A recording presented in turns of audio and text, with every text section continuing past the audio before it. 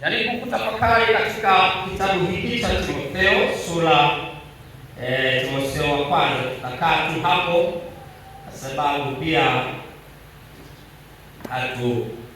hatutakuwa na mafungu mengi, tutakuwa tuna hilo moja. Natamani kueleza tu kwamba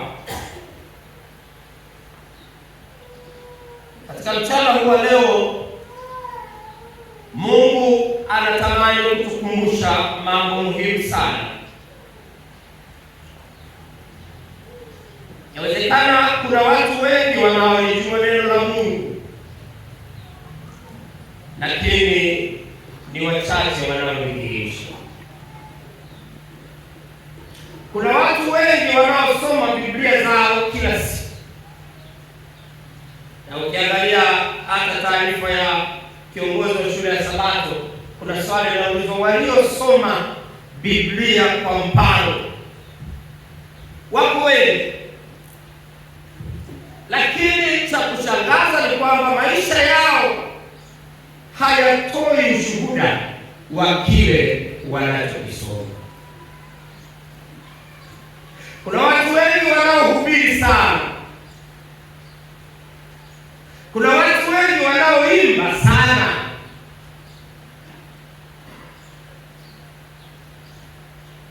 lakini mwenendo wao hauimbi pamoja nao, unaimba tofauti. Paulo anapomwandikia Timotheo, kijana aliyekuwa katika changamoto kubwa, inawezekana labda alizarauliwa kwa sababu ya umri wake, inawezekana labda alijidharau kwa udogo aliokuwa nao mbele ya watu waliokuwa na uzoefu, lakini Paulo hakumwambia jitahidi kuonekana kuwa mkubwa, ila neno la Paulo linasema ya kwamba akamwambia uwe mfano katika mwenendo wako. Hii ndio sauti ya Mungu kwetu leo mchana, inasema usiwe mtu wa kusema tu, bali uwe mtu wa kuonyesha. Na ndio maana nikakwambia umwambie jirani, natamani umwambie tena ya kwamba watu hawahitaji Biblia, wanakuhitaji wewe.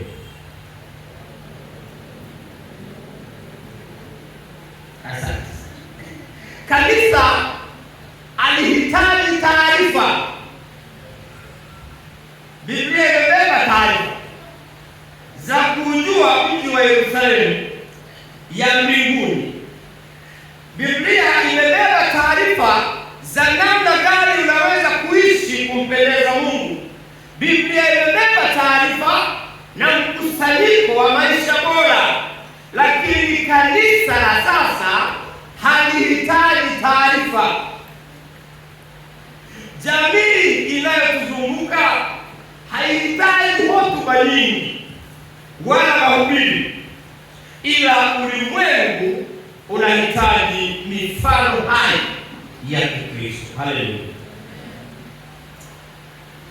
Tunatazama katika mambo makuu matatu katika mchana wa leo.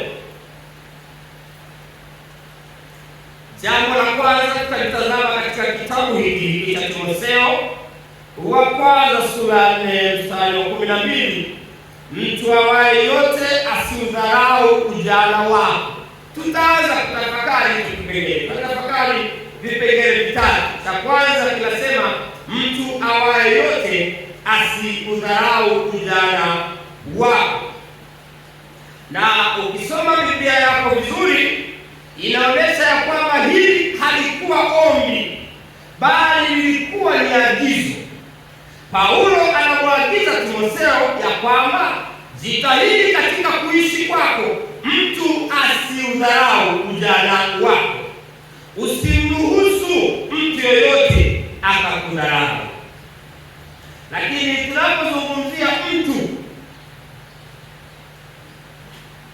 hata Timotheo naye alikuwa ni nani?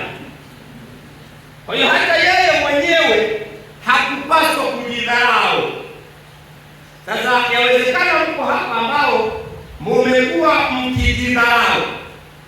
Sijajua kwa ukanda huu, lakini mahali fulani nilipowahi kuonekana, nilisikia mchungaji mmoja analalamika ya kwamba kila ninayempa nafasi za utumishi katika kanisa anasema yeye hawezi.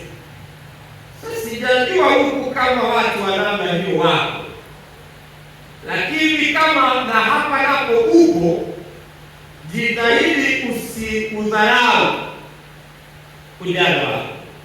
Kuna mwingine utasikia, mimi bado sina uzoefu, mimi nina historia mbaya, mimi sijakomaa vya kutosha kiimani, anaweka hapa. Lakini Mungu hatuoni kama tunavyojiona, ila Mungu yeye anatuona kama vyombo vinavyoweza kutumika kuanzia sasa.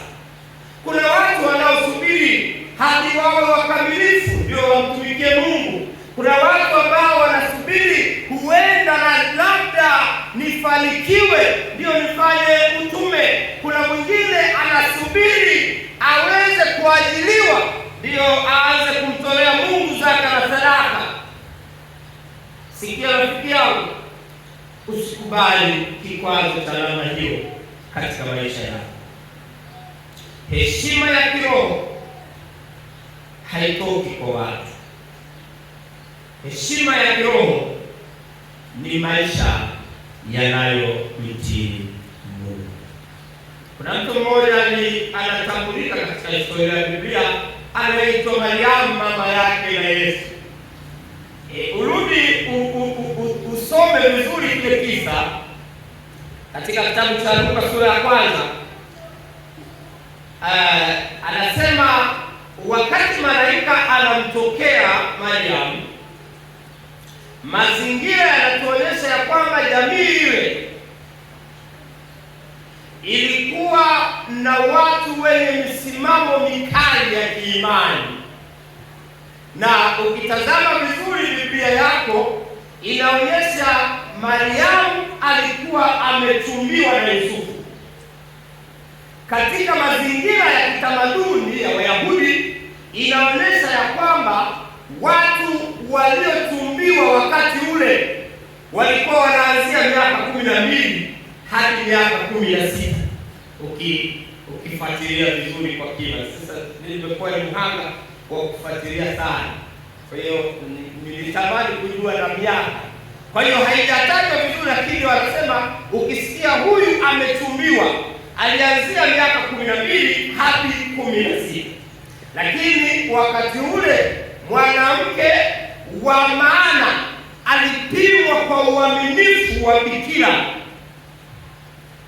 Lakini jamii yote ilikuwa ikitegemea hiyo kuliona kwa binti ambaye ni mwaminifu. Sasa nilishangaa kidogo wakati napita mahali fulani, nikaambiwa ya kwamba tunashangazwa katika kizazi hiki kusikia kuna mwanamke bikira.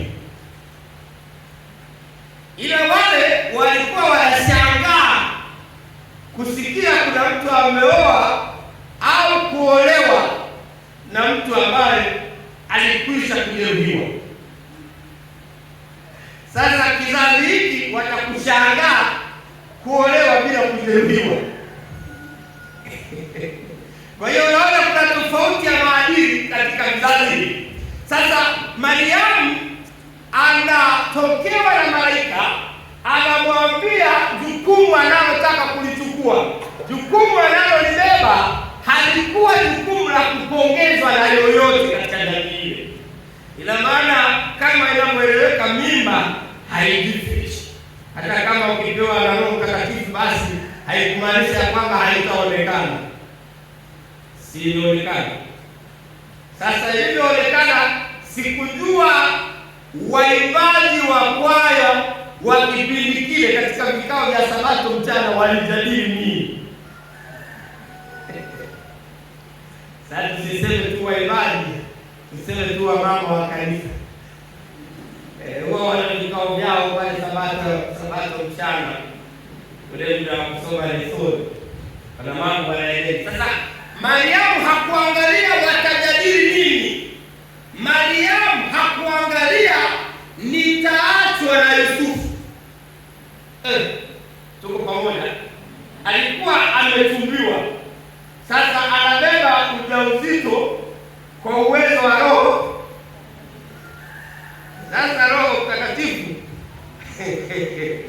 endapo Bwana angenyamaza, maana ukisoma Biblia unasema malaika pia alimwendea Yusufu, lakini kama angenyamaza tungeona.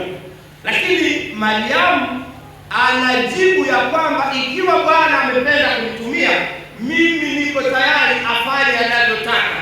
Angalia katika kitabu cha Luka 1:48 anazungumza vizuri jibu la Mariamu liko pale. Ninafurahishwa na jinsi Mariamu alivyomtii Mungu bila kujali namna gani atadhalilika katika jamii.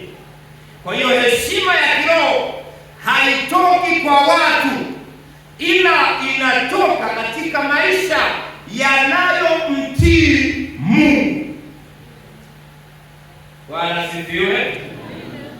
Heshima ya kiroho tutakapokaa kikao cha ofisi cha kuchepusha fedha za mradi wa ujenzi wa shule, ukinyosha mkono ukasema Bwana, hilo mimi sikubaliani nao, utasikia sikuwahi kuona mtu mpumbavu kama wewe, na kuanzia leo wewe nafuta kabisa alama yako, usiwe rafiki yako. Watamkataa wafanyakazi wenzako, na usipokuwa makini, elewa ya kwamba hata kazi unaweza ukaachishwa. Ila hilo lisikufanye wewe kuwa miongoni mwa waimbaji, ila endelea kutii, kumtii Mungu. Hapo ndipo utaipata heshima ya kweli. Jambo la pili, Paulo anatoa njia ya kujenga heshima ya kweli. Paulo anasema mtu yeyote asidharau ujana wako. Anatoa njia ya kujenga heshima ya kweli. Paulo anatoa suluhisho la wazi, anasema bali uwe mfano kwa waaminio. Heshima ya kiroho haipiganiwi kwa maneno, bali inajengwa kwa maisha ya kila siku. Haleluya. Heshima ya mtu wa Mungu haipiganiwi kwa namna unavyojitetea, haipiganiwi kwa namna unavyozungumza sana, haipiganiwi kwa namna unavyohubiri, haipiganiwi kwa namna unavyoimba vizuri, haipiganiwi kwa namna unavyowahi sana shule ya Sabato, ila heshima ya mtu wa Mungu inajengwa kwa maisha ya kila siku. Sasa tunaijenga. Jambo la kwanza, uwe mfano katika maneno yako. Maneno yako yana nguvu, yanajenga ama yanabomoa? Muulize ndani yako, maneno yako yanajenga ama yanabomoa? Sasa jirani unapoulizwa usijibu, utajibia nyumbani. Ukifika nyumbani usiku, wakati unavua vazi lako la Kisabato, kama ni suti sasa unaitoa kwenye ngozi na kuiweka ukutani, unajiuliza hilo swali, maneno yangu kabla haujahubiri madhabahuni kama hapa nilipo,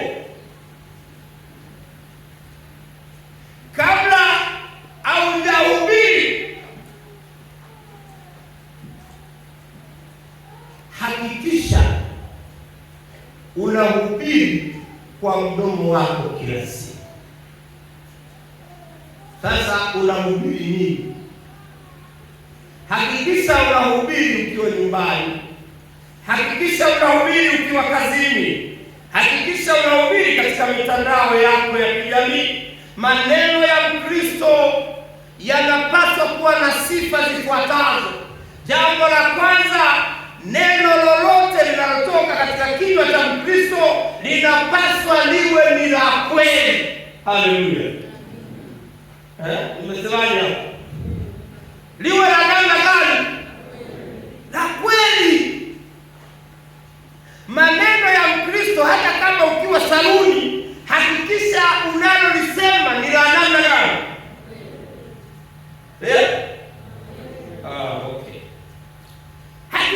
neno la kweli.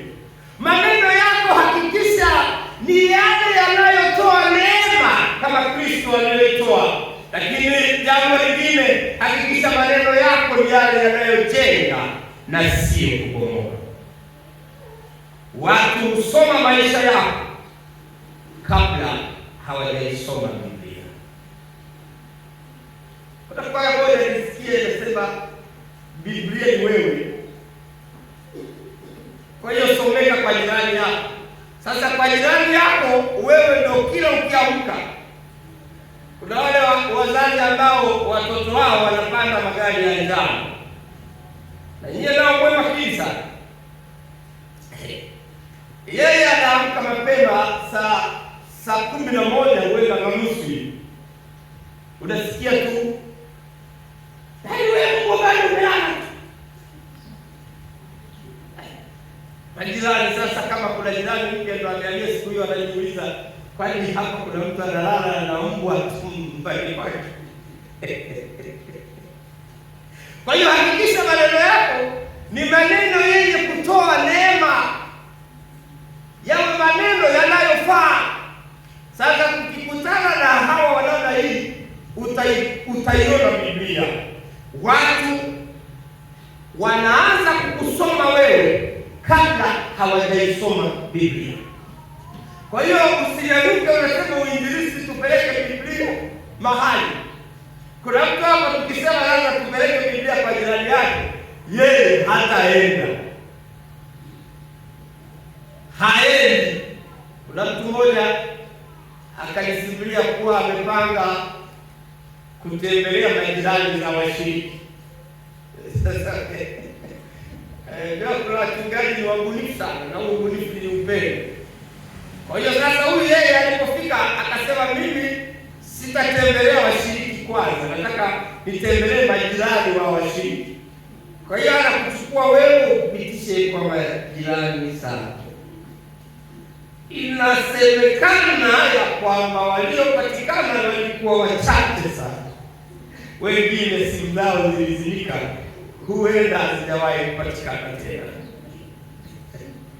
Sasa nenda katengeneza maisha yako, ili hata tukisema bwana leo mchungaji amekutembelea, unamwambia malizia na kwa jirani. Bwana asifiwe. Sasa kuna mtu hataki hata kwake kujulikana. Na hata kama akigundua leo mchungaji alionekana ofisini kwa jirani yao anapata homa, waliongea nini? Anaweza kuumwa kabisa, waliongea nini? Lakini tunapoanza katika mfano wa maneno, Paulo anasema ukawe mfano katika mwenendo, imani isiyoonekana katika matendo ni imani dhaifu.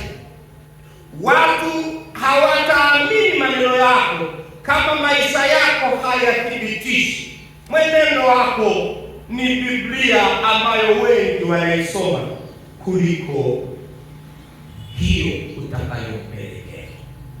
Na hiyo siku hizi hata wewe mwenyewe huwezi kukaa ukasoma peji moja. Hata kwenye mtandao wa kijamii ukiingia, labda hiyo ni tu historia ya kufurahisha sana, lakini hizi za kawaida, habari njema, hauwezi ukasoma peji moja ukamaliza. Lakini sasa wewe unataka jirani yako asome hii nzima, hawezi. Kwa hiyo ulimwengu ulipofikia, wanatamani kuona mwenendo wako, wanatafsiri hiyo ni Biblia imesema. Haleluya. Kwa hiyo kama ni Mwadventista na ni mchawi, jirani anasema huenda kuna kifungu kwenye Biblia kinawatuma wawe wachawi. Inawezekana. Ukiwa ni Mwadventista muongo, yule bwana ambaye hana Biblia yake anakuangalia anasema sijui, lakini laisi kwenye Biblia mle kuna eneo wanahamasishwa kuwa waongo. Kwa hiyo kazini ulipo, nyumbani, barabarani, hakikisha unatembea katika mwenendo wa kumwakilisha Kristo. Sasa nilikutana, sijui wala paya mtanisamehe sana kwa sababu mnapendeza kutolewa mifano, mnavutia. Yaani mifano hiyo ni mizuri na inavutia. Tuliwahi kuwa pale Dar es Salaam wakati fulani, siwezi taja eneo, lakini kwa sababu watu wote wameharibika, inawezekana hata hapa watu. Kulikuwa na wadada waimbaji, asubuhi na mapema anapoenda Kariakoo, kuna namna ya mtoko alionao wa kuendea Kariakoo. Kwa hiyo amening'iniza hereni zake safi, kujua ni za madini gani, ila niliona zimeng'aa. Sasa huenda hata si madini. Amepiga jinsi yake fulani ambayo imechanika. Nilijaribu kufuatilia niulize zinapatikana dukani za kuchanika hivi au ni mtu unaamua kuchana kwa staili yao. Wakaniambia bwana, zinapatikana. Kwa hiyo anazipiga vile, anaelekea Kariakoo. Lakini wakati akiwa kula anakumbuka bwana, saa